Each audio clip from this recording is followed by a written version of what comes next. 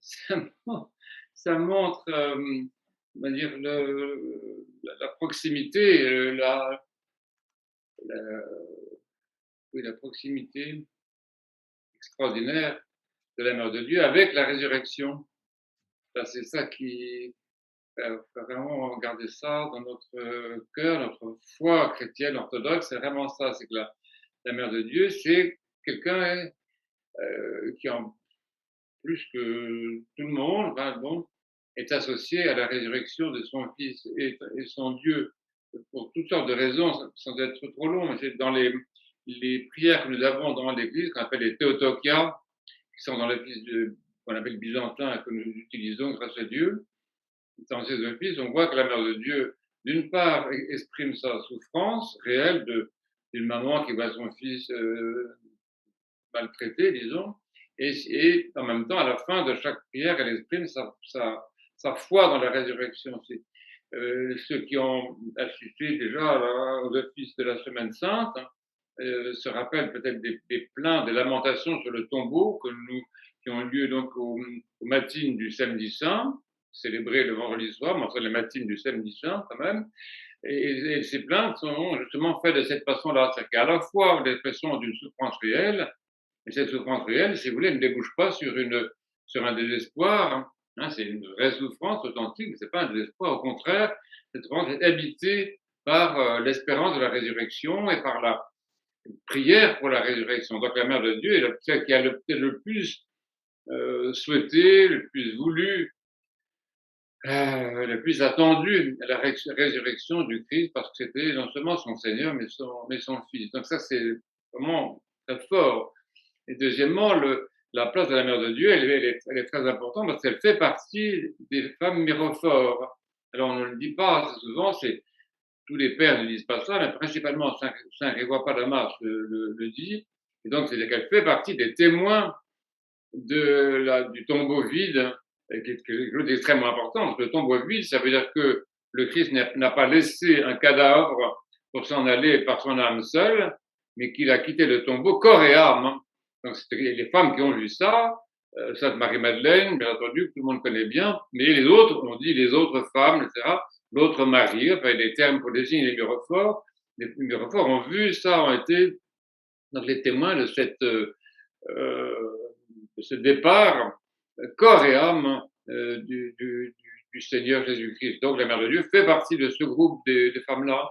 Ensuite, nous savons que la Mère de Dieu est associée à la croix parce qu'elle est à la droite du Christ sur le Golgotha avec Saint Jean. Et donc, en fait, Saint Jean aussi, si vous voulez, c'est partie des personnes qui ont une conscience extraordinaire du message du Christ. Hein, et donc, qui était là dans cette croix, qui était en fait la croix de la résurrection déjà. Vous voyez, c'est incontestable. Et puis après ça, dans les offices qui nous ont été légués principalement par la tradition palestinienne, hein, on dit byzantine, mais ce sont des offices palestiniens, c'est des offices qui viennent, autant que je sache, qui viennent du monastère Saint-Sabas, qui était célébré à Jérusalem, etc. On a imité les pères anciens, je sais pas comment dire, on modelé toute la célébration de la dormition sur le type de la passion du Christ. C'est très important, si vous voulez. Donc c'est pour ça qu'on parle de dormition, par exemple. On parle de dormition parce qu'on confesse que la Mère de Dieu est passée par la mort.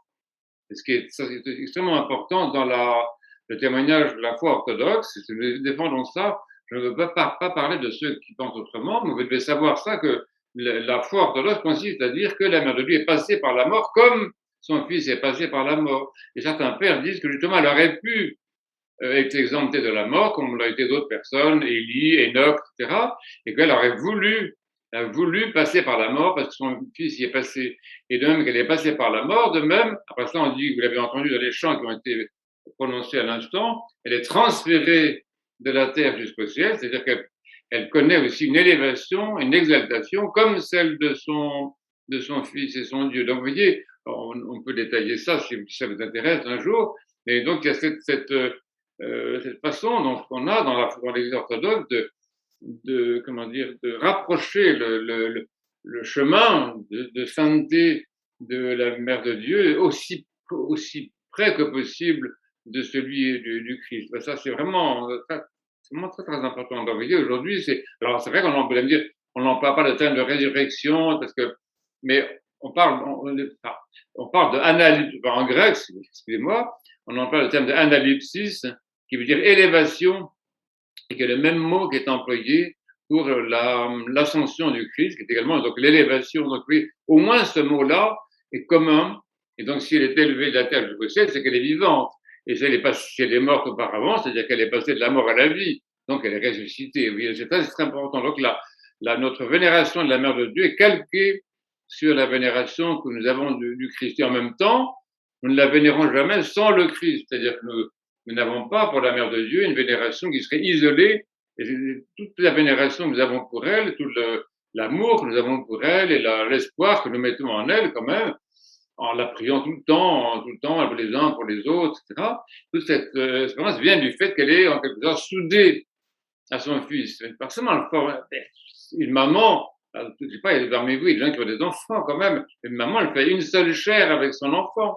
Et chair de sa chair, le Christ a été chair de sa chair. Donc cette unité corporelle, charnelle de la Mère de Dieu avec Dieu fait homme, c'est très très fort. Et en plus, non seulement il y a eu ça, si vous voulez, qui est de l'ordre de la nature en quelque sorte, mais en plus elle a voulu le suivre, l'accompagner, passer par les mêmes affres, avec une douleur différente, une douleur qui lui est propre, hein, parce que là, c'est intéressant, la douleur de la Mère de Dieu est une chose, la douleur du Christ est une autre chose. Enfin, donc, elle est quand même passée par la souffrance, elle est passée volontairement par la souffrance.